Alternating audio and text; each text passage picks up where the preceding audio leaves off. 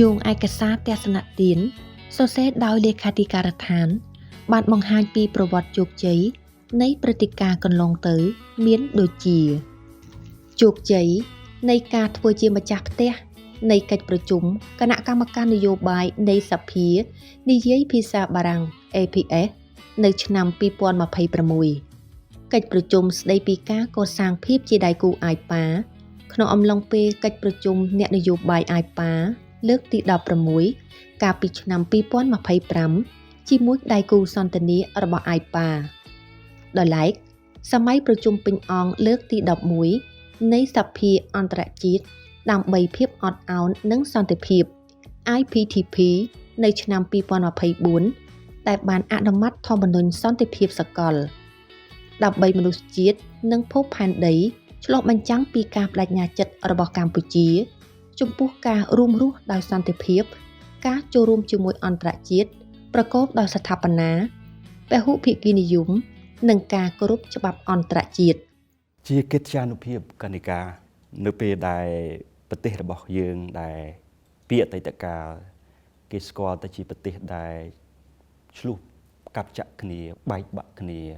សម្លាប់ប្រជាជនខ្លួនឯងរាប់លានអ្នកជាពិសេសក្នុងរបបបល្ល័ង្កពូជសាសន៍ប៉ុលពតគ្មានការឯកភាពទឹកដីក៏ប៉ុន្តែប្រទេសមួយនេះបានប្រែក្លាយខ្លួនជាប្រទេសមួយដែលមានសន្តិភាពហើយកំពុងតែចូលរួមក្នុងសកម្មភាពពិភពលោកដ៏មានសារៈសំខាន់រាល់ជំនួបរបស់សម្ដេចតេជោតែងតែមានការសរសើរពីភ្ញៀវអន្តរជាតិមកកាន់កម្ពុជារបស់យើងថាប្រទេសកម្ពុជាមិនត្រឹមតែជាប្រទេសមួយបានរំលត់នៅភ្លើងសង្គ្រាមជាប្រទេសដែលមានសន្តិភាពទេក៏ប៉ុន្តែប្រទេសនេះកំពុងតែចូលរួមចំណែកនៅក្នុងសន្តិភាពរបស់ពិភពលោកជាពិសេសគឺតួអង្គរបស់សម្ដេចតេជោតែម្ដងដែលលោកដាក់ចេញនយោបាយឈ្នះហើយសម្រេចបាននៅឆ្នាំ1998នោះដែលជាចំណុចមេរៀនដ៏សំខាន់ដែលប្រវត្តិសាស្ត្ររបស់ប្រទេសដែលធ្លាប់បែកបាក់គ្នានេះហើយកសាងសន្តិភាពពង្រឹងសន្តិភាពហើយអនុវត្តបាននៅសេដ្ឋកិច្ចមកដល់ពេលបច្ចុប្បន្ននេះអញ្ចឹងជាឱកាសមួយដែលកម្ពុជាយើងអាចចែករំលែកកន្លងមកថ្នាក់ដឹកនាំរបស់យើងគឺលោកបានចែករំលែកច្រើនបណ្ដាប្រទេសផ្សេងគឺអញ្ជើញសម្ដេចតេជោទៅធ្វើបទកថាជាដើមអញ្ចឹងតាមឆ្លងកាត់នៅពិសោធន៍និយាយដល់ឡៃសម្រាប់បរិបទប្រទេសកម្ពុជាដែលយើងឆ្លងកាត់ពិសោធន៍ដ៏ច្រើនហើយជាមួយនឹងរឿងអន្តរជាតិនេះរឿងជាតិយើងឆ្អែតឆ្អន់ហើយរឿងអន្តរជាតិក៏យើងឆ្អែតឆ្អន់ដែរទៅនឹងទស្សនវិជ្ជាផ្សេងការដាក់យើងឲ្យឯកោជាដើមរឿងផ្សេងការពីអតីតកាលក៏ប៉ុន្តែពេលនេះគឺយើងមានពិសោធន៍ទាំងអស់នោះដើម្បីចែករំលែកប្រែក្លាយជាប្រទេសដែលធ្លាប់តែឯកោមកជាប្រទេសមួយដែលចូលរួមចំណែកនៅក្នុងការស្វះស្វែងរកនៅការពង្រឹងពហុភាគីនិយមឬក៏ច្បាប់អន្តរជាតិដែលកម្ពុជារបស់យើងសម្លេងរបស់យើងនឹងទទូចទៅកាន់បណ្ដាប្រទេសដែលចូលរួមក៏ដូចជាពិភពលោកទាំងមូលដែរត្រូវអនុវត្តឲ្យបានខ្ជាប់ខ្ជួននៅច្បាប់អន្តរជាតិនិងការជ្រុំជ្រែងដល់ការអនុវត្តនៅពហុភាគីនិយមជាចំណុចដែលយើងនឹងអត្ថប្រយោជន៍ជារួមជាកិត្យានុភាពរបស់កម្ពុជារបស់យើងហើយជាកិត្យានុភាពដែលប្រជាជនរបស់យើងមានការសាទរដែលពីមួយឆ្នាំទៅមួយឆ្នាំដែលកម្ពុជារបស់យើងបានចូលរួមចំណែកនៅក្នុងការរក្សាបាននៅពហុភាគីនិយមឬក៏ការចូលរួមចំណែកជាមួយពិភពលោកដែលដូចខ្ញុំនិយាយឡើងវិញថាប្រទេសដែលធ្លាប់តែមានបញ្ហាក៏ប៉ុន្តែប្រែក្លាយមកប្រទេសដែលចូលរួមដោះស្រាយបញ្ហារបស់ពិភពលោកមិនមែនជារឿងសាមញ្ញទេកម្ពុជារបស់យើងធ្វើជាម្ចាស់ផ្ទះនៅពេលនេះក៏ប្រសិនបើកម្ពុជារបស់យើងគ្មានសន្តិភាពគ្មានស្ថិរភាពនយោបាយគ្មានជំហរច្បាស់លាស់នៅក្នុងកិច្ចការអន្តរជាតិឬក៏អនុវត្តបែបសន្តិវិធីនិយមនៅលើឆាកអន្តរជាតិទេកម្ពុជារបស់យើងក៏មិនបានធ្វើជាម្ចាស់ផ្ទះនៃកិច្ចប្រជុំប្រធានសភានៃអន្តរជាតិដែរអញ្ចឹងដោយសារមើលឃើញអំពីពិសោធន៍របស់កម្ពុជានៃការឆ្លងកាត់កន្លងមកហើយនឹងការអនុវត្តដ៏សកម្មរបស់កម្ពុជានៅលើឆាកអន្តរជាតិស្របទៅនឹងទិសស្លោកទិសដៅរបស់សម្ដេចតេជោដែលជំរុញនៅសភាការទូតនេះវានឹងគ្រប់គ្រងបន្ថែមទៀតអំពីសកម្មភាពរបស់កម្ពុជាជាពិសេសស្ថាប័ននីតិបញ្ញត្តិក្នុងការជ្រុំជ្រែងបន្ថែមដល់ស្ថាប័ននីតិប្រតិបត្តិកិច្ចការរបស់យើងនេះបើរៀបចំទៅបានរលូនល្អវាคล้ายជាផុសតាងមួយថាកម្ពុជាអាចរៀបចំវេទិកាអន្តរជាតិធំបានយ៉ាងមានគុណភាពបាទហើយតាក់ទងទៅនឹងផ្នែកសក្តានុពលវិនិយោគវិញព្រឹត្តិការណ៍នេះក៏ជាវេទិកាបង្ហាញកម្ពុជាទៅកាន់អ្នកសម្រេចចិត្តអ្នកនយោបាយ អ្នកដឹកនាំស្ថាប័ននិងអ្នកពាក់ព័ន្ធសេដ្ឋកិច្ចពីបណ្ដាប្រទេសជាច្រើនពេលគណៈប្រតិភូគាត់អញ្ជើញមកដល់កម្ពុជាពួកគាត់មិនមែនត្រឹមតែចូលរួមប្រជុំប៉ុណ្ណោះទេ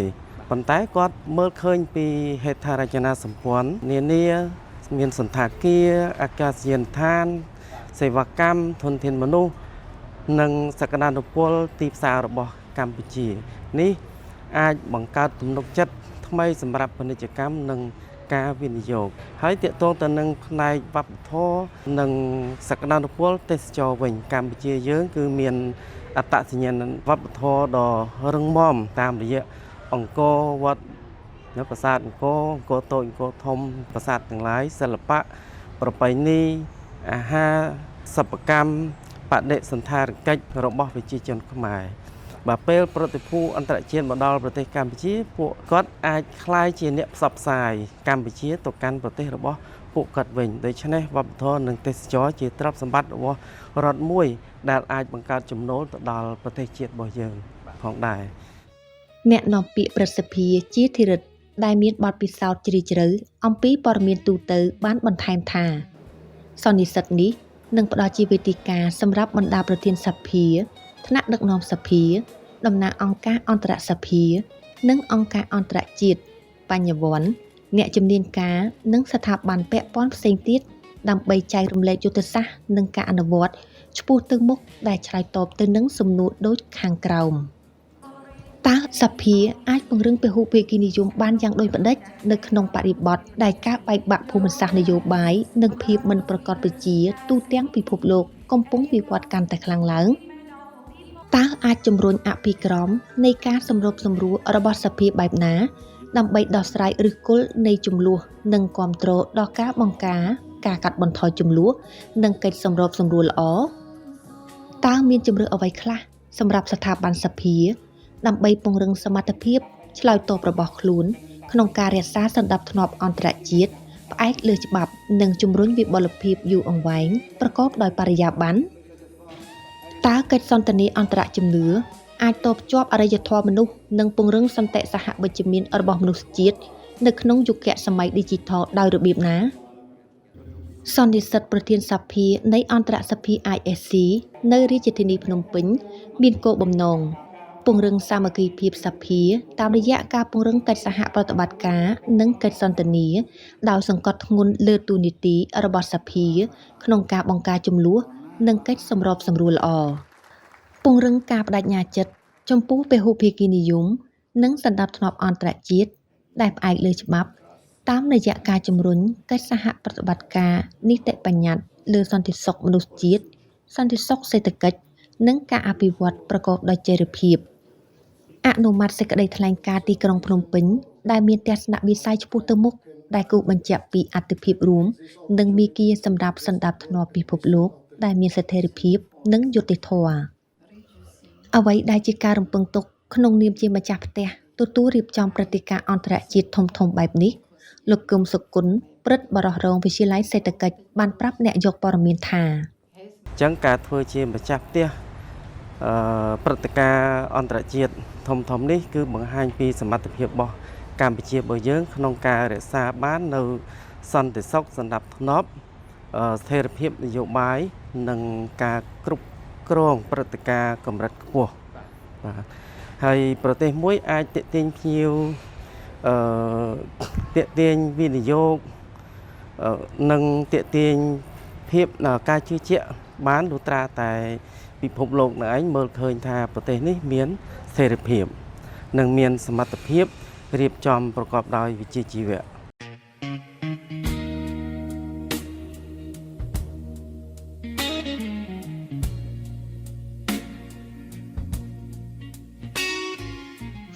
សន្និសីទនេះនឹងមានការចូលរួមពីសំណាក់ថ្នាក់ដឹកនាំសភាមកពីតំបន់នានាដើម្បីពិភាក្សានិងផ្លាស់ប្ដូរចំណេះដឹងបទពិសោធន៍និងជំនាញលើការពង្រឹងនីតិរដ្ឋអន្តរជាតិដែលជាមូលដ្ឋានគ្រឹះនៃការសម្រេចបាននូវសន្តិភាពស្ថិរភាពនិងវិបុលភាពប្រកបដោយចីរភាពបទពិសោធន៍ជាប្រវត្តិសាស្ត្ររបស់ប្រទេសកម្ពុជាអាចផ្ដល់ជាមេរៀនប្រកបដោយអត្ថន័យតាមរយៈការសិក្សារៀនសូត្រ អំពីដំណើរការកសាងសន្តិភាពរបស់កម្ពុជានិងការផ្សះផ្សាជាតិក្រោមគោលនយោបាយឈ្នះឈ្នះដែលជាឧទាហរណ៍នៃឧត្តមមេរវត្តក្នុងការកសាងសន្តិភាពនិងការកសាងប្រទេសឡើងវិញក្រោយជម្លោះ។